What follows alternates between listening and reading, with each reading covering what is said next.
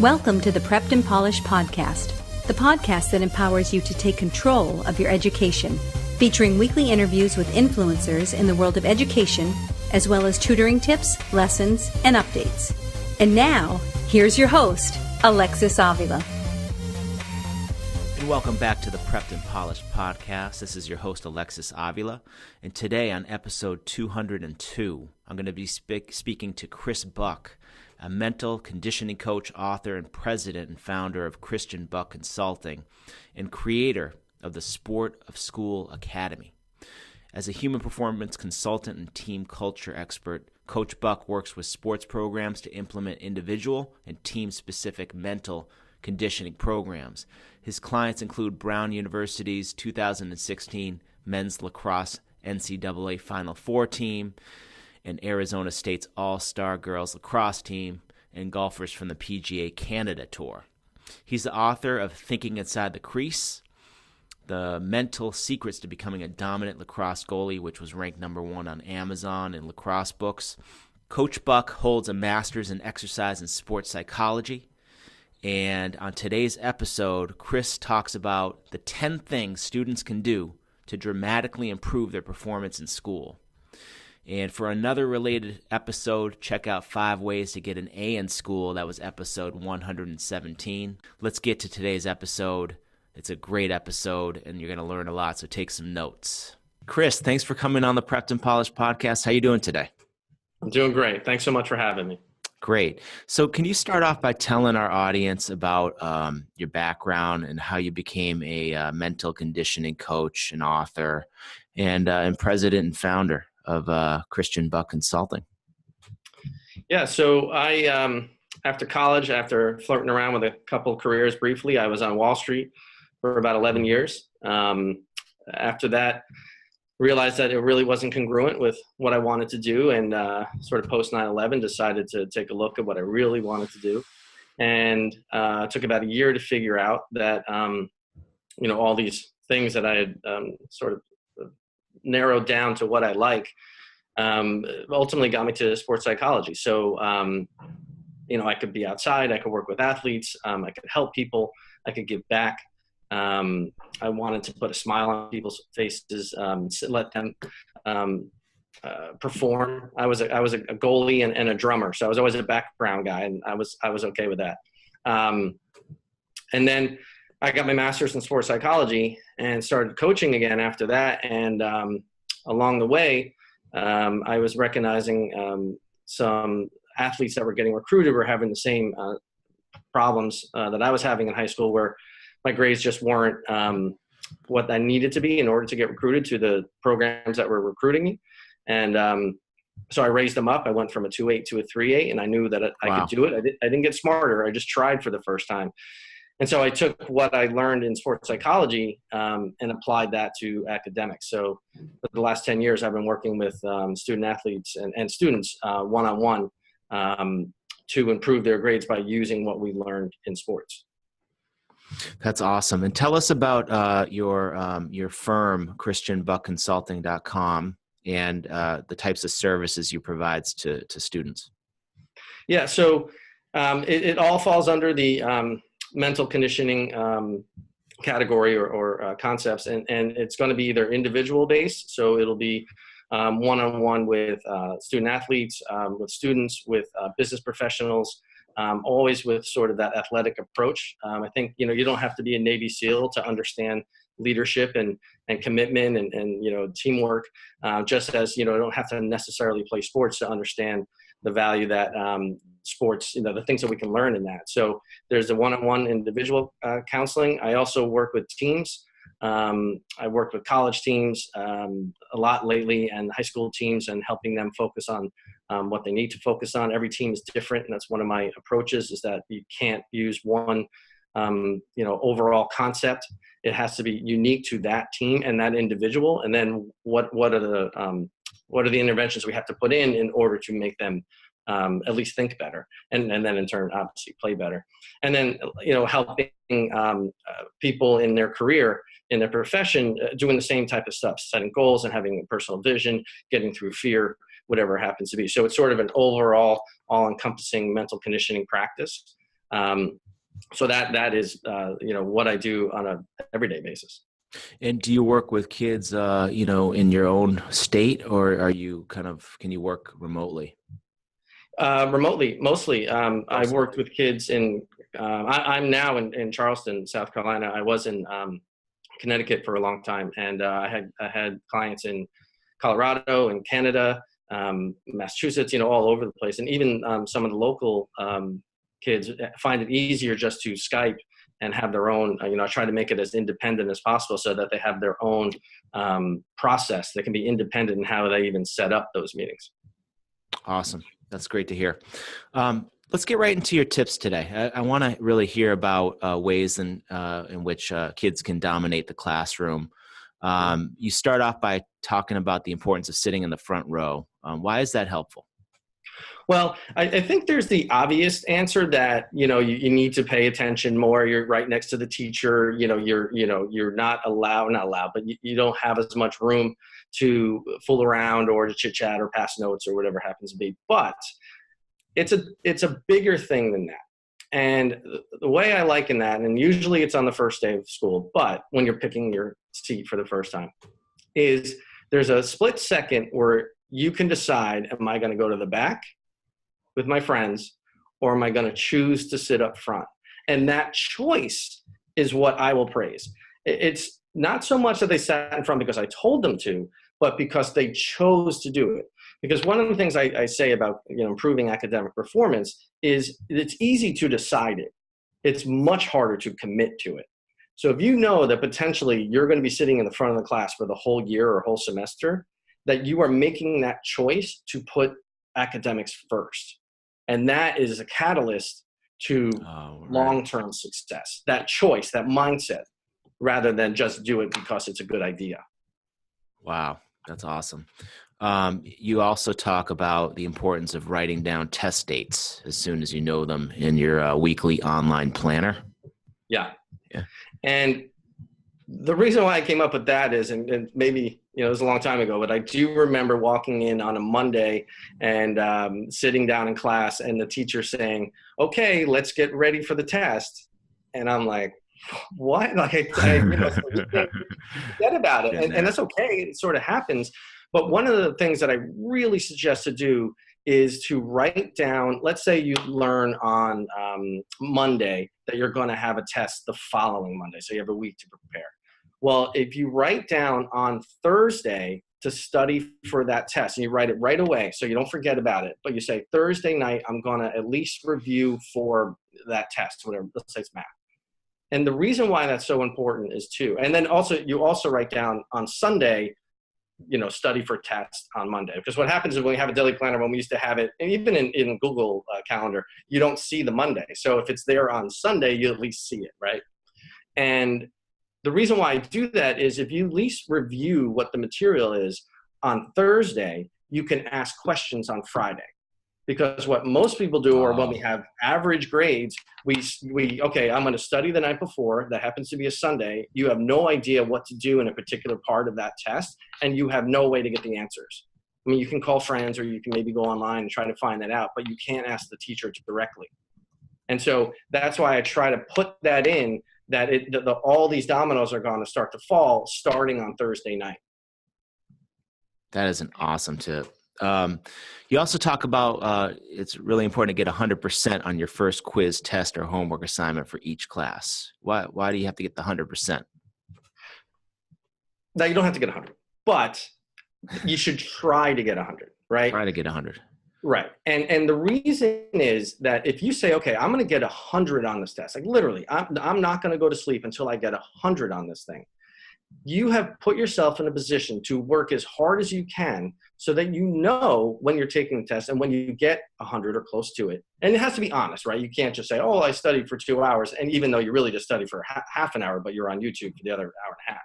But if you really try and you get it, what happens is we learn to focus on the present. And we can just say, okay, just one quiz at a time. And it's what I work with athletes on all the time. With goalies, it's one shot at a time. With hockey players, it's one run at a time. With divers, it's going to be one dive at a time. And so if you can say, I'm going to put all my energy into this one thing, just do it once. And sometimes I'll ask them to just do it once. But when they feel it, one, how hard it was, or easy it was, by the way, it wasn't that hard. It really wasn't that hard. And they say, I could do that again, but it has to start somewhere. So again, it's not necessarily the result, it's what you put into it that's the key. That is awesome. Does that make sense? Yeah, a lot. Now make certain that you earn 100% on all extras. So homework, attendance, class participation in order to dominate the classroom. Right. So this goes back to my, the sport of school concept. So one of the things that I have is a sport of school academy. And this is really the sport of school, treating school like a sport. And so let's say you have a class that has, 50% tests, 30% quizzes, and then 20% is participation, homework, all the extra stuff. Well, if 20% of your grade is just handing in homework and raising your hand twice a day, 20% of your overall grade will just be simple. I mean, it's not like really difficult. They're not asking you to understand astrophysics, right? And so if you can just do that and recognize that 20% of your grade can be 100, by the way, if you do those things, there's a good chance that 30% of your quizzes, that's going to go up as well. So let's say you do all that first. Very good point. Now your quizzes are now 30%. So that's, let's say, a 90, whatever. Now 50% of your grade is a 95. And so we're just treating this class like a sport. Now, conversely, you might have Spanish, for example, is one that happens all the time. All the quizzes, all the homeworks, there's so much of it that if you have another class that's only three tests and 2 quizzes for the whole semester, you might prioritize studying for that test in that class versus doing one of 50 homeworks. That's a 0 out of 1. Again, you're putting your attention where it needs to be and prioritizing by how each class is set up. Wow. Yeah, totally awesome. It makes a lot of sense, and you're building momentum. So. Yes, and also what I like about it is that the students start to get really focused on like how to approach each class, and then they get interested in that class. And then, one of my kids, and he's had this twice, 2 years in a row, I can't believe it, but his science classes only have about a total of 50 points per quarter. 50 points. And so if you don't hand in a homework and that's a 0 out of 4, you're starting at a 92 by just missing a homework. And so another class might have 360 points. Well, that's different. We can focus on the chunks rather than, okay, if you have to miss a homework, it's not the worst thing in the world, as long as you're prioritizing for something else. I'm not saying, go play basketball or something, but, if you're smart about it, they start to see school like a sport. Okay, how do I play this sport? Meaning, how do I play this game? Meaning math versus how do I play Spanish? It's really fascinating once you get into it, I think. Yeah, no, this is blowing my mind, actually. There's a lot of parallel with the sports. No wonder you love the two worlds. Sure. Yeah. So tip 5, you said complete all homework assignments without looking up the answers. Can you elaborate on that? Yeah. So I know as a guy that didn't really crush it in high school for a while, that especially in math, where you get, you have 1 through 10, you got to do the homework, or 20, whatever it happens to be. And you go through the first 80% and you'll get them. But then the 9th and 10th question gets a little harder. And then, you kind of look in the back of the book just to see, what the answer is. You put it down, you hand it in. But if you can take 5 minutes to not look up that answer and just go back to the material that you were given, that you had to learn, and try to figure it out, that is the same thing that you'll be doing in the test. And so you're practicing how to get answers. What most people do is they just want answers. And they feel like if they don't know them, they're done. And that goes, fixed mindset versus growth mindset stuff from Carol Dweck, right? I don't know how to do this, so therefore I can't figure it out. Well, if you can take 5 minutes to just learn those last two will be more valuable than any of the homework that you've done previously of just, this is easy. Again, you got to be committed to it. Yeah, absolutely. And then tip 6, you said take advantage of all the extra credit opportunities. Even if you get if you got 100%, you may need those points for later. Yeah.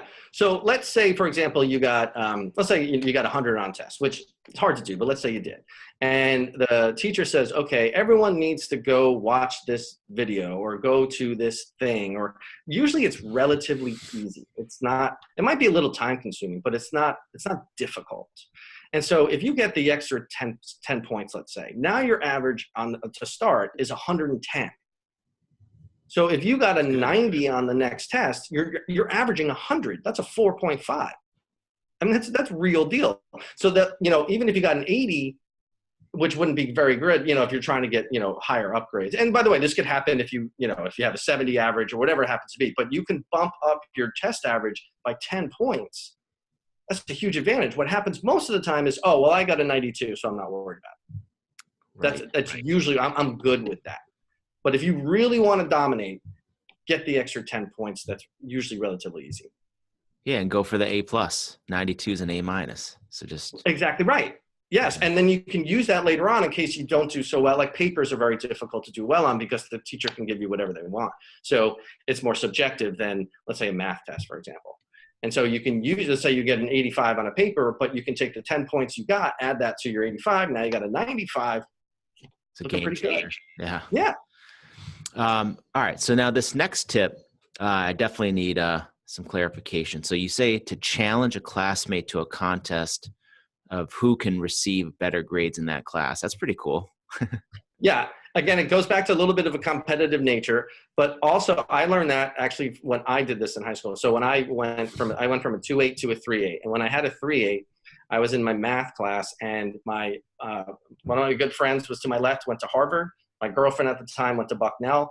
I was not going to those schools at the time, and I would say, because I was really working hard to get good grades, I'd say, like, guys, I'm going to kill you on this.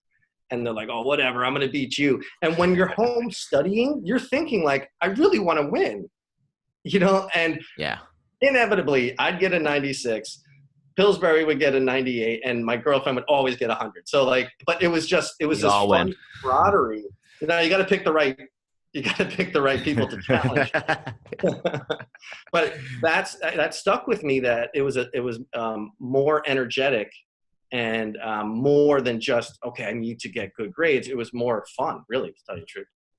And it's a better than the alternative and competing for the worst grade. I mean, not that you would do that, but it's like, Yeah. Well, we're talking about dominating the classroom, right? Absolutely. Yeah.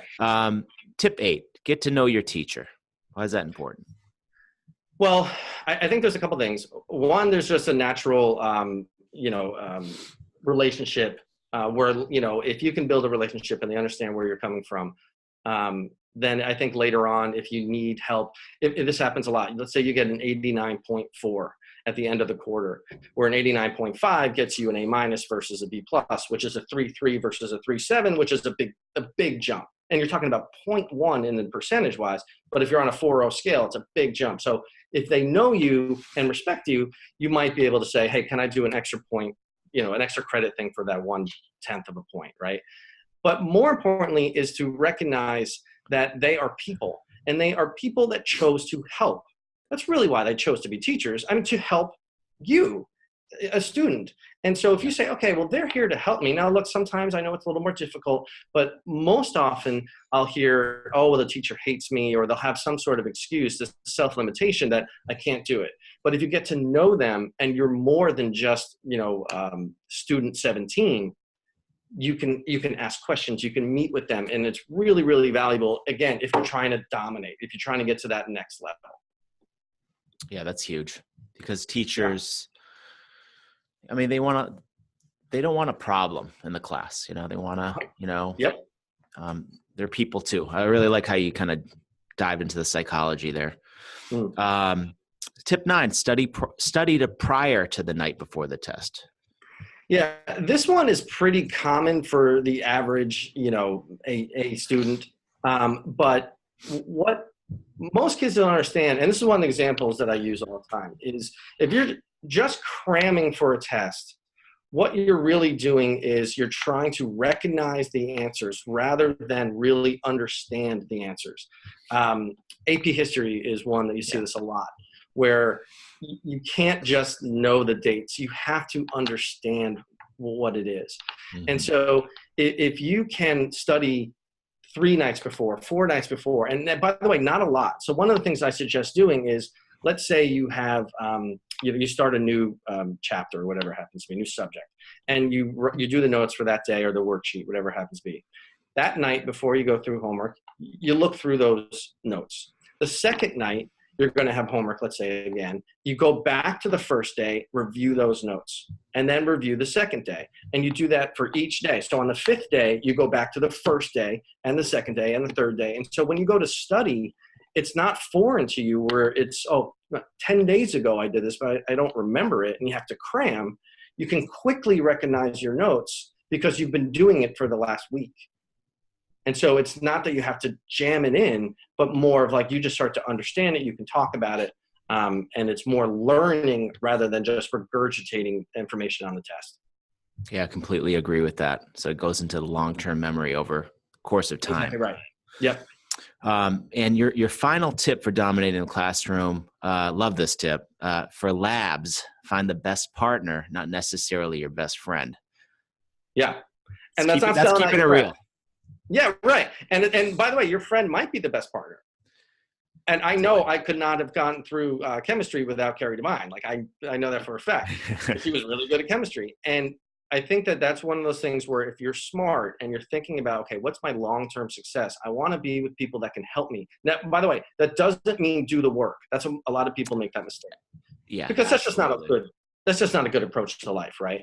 But if you can say, all right, who's going to be the best person for me to work together and really do a good job on this, and not at their peril that they have to bring you up, but you're going to support them and they're going to help you. So that might not be your best friend, because normally we gravitate, right to your friend to your left, your right, and say, oh, let's do this, but it's not potentially the wisest move.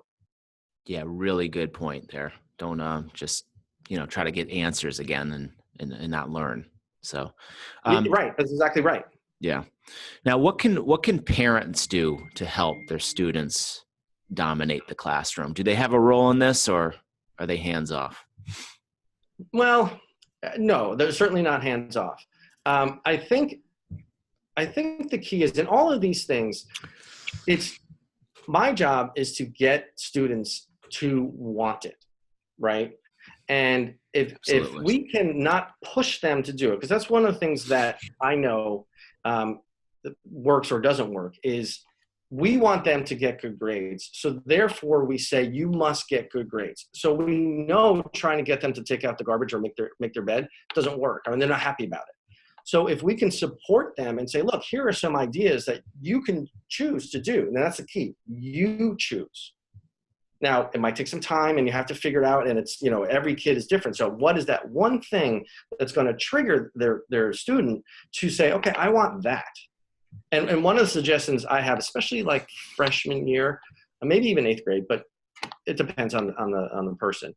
Go to campuses, college campuses, and just visit them.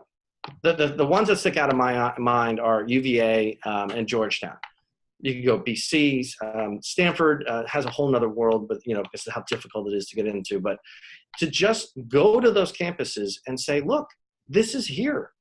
You could go here. If you choose, and I don't know if you can get in, but there, it doesn't have to be that school, but this is a life you can live. And so we create the carrot rather than you got to do your homework, because that's just another chore. That's awesome. Yeah. That's a really good point. So my point is always, how do we inspire them, not how do we get them to work? Yeah, I love it. How do we best get in touch with you so we can work with you? So you can go to christianbuck.com or sportaschool.com. My contact information is there, email and phone number, and you can follow me on Twitter and Instagram as well. So there's a whole bunch of ways to do it. Okay, cool. And before we let you go, is there any advice, just a take-home tip for teens listening today to you who are just kind of getting ready for their young adulthood years, their college years, making that jump? Yeah. So I believe that there are 3 things that make us successful long-term. One is work ethic. Okay. I just don't see how we can get by without working hard. Sorry, you can get by, but to be successful, you really have to learn how to work hard. So you want to practice working hard now.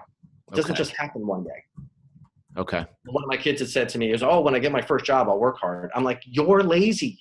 And he's like, "Oh, yeah, I guess I am." So, he started wearing a tie every day to school. I didn't ask him to do it, but that was his way of like, I'm going to step it up. Nice. Second is that we have to have some love of learning, right? We really want to at least be curious about information. And so, a lot of times kids will get bogged down with, I don't like that class, or that's really boring, or whatever it is. It's just data. Learn how to just be interested in, learning anything, because that's going to be really helpful long term. And then lastly is problem solving ability. And the way I look at that is math. A lot of people complain about math. And I will tell you right now, you're never going to need sine, cosine, and tangent, right? I mean, for the most part. Sure. But algebra, for example, is just a language to solve problems. So if you can take work ethic and apply it into problem solving, now you're looking pretty good, because I know as a business owner, I'll hire most people who can solve problems for me. They don't have to be the most, the highest IQ, but if they work hard and can solve problems, now you're looking pretty good. So I would look at long-term success as the ability to solve problems, some sort of intellectual curiosity, and an ability to work hard consistently. That's awesome. Great. Well, Chris, thanks for coming on the Prepped and Polished podcast. It was really great talking to you and learning from you. Thanks so much. I really appreciate you reaching out, and then hope I can inspire some kids to just go to that next level. Perfect. And this wraps up our show today. This was episode number 202 with Chris Buck. Remember, for another related episode, go to 5 Ways to Get an A in School. That was episode 117. Today was episode number 202. And to access today's episode and all 202 podcast episodes that we filmed, head over to preppedandpolished.com/podcast, or go to soundcloud.com/preppedandpolished. Thank you for joining us for over 200 episodes of the Prepped and Polished podcast. Now go out there and take control of your education. You've been listening to the Prepped and Polished podcast. For more information, check out preppedandpolished.com. Also, you can follow us on Facebook and Twitter. Thanks for listening. Class dismissed.